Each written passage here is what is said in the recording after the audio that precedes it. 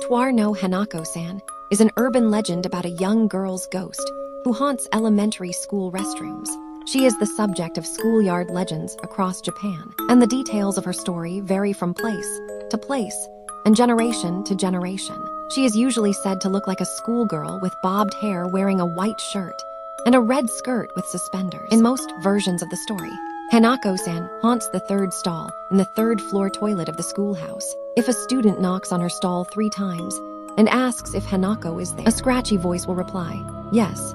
If the student opens the stall door, Hanako-san will pull them down into the toilet and kill them. The precise steps to summon her spirit, and the way in which she reacts to being called vary greatly from school to school. Some versions of the legend also include methods to escape from Hanako-san, such as by showing her ghost something that she hates, for example, a test sheet with a perfect score, a school lunch milk carton, and so on.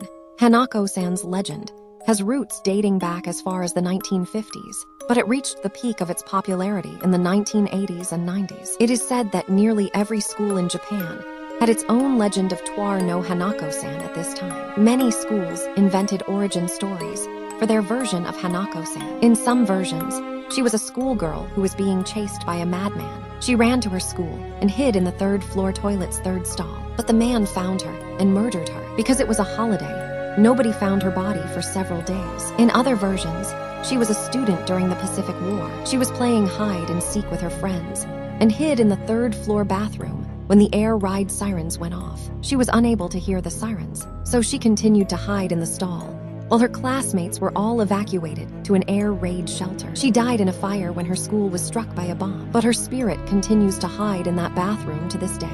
Other versions claim she was a victim of constant abuse, either by her parents or by bullies at school, and she committed suicide in that particular, the bathroom stall, or that a pit latrine at the school was left open by mistake, and she fell in and drowned.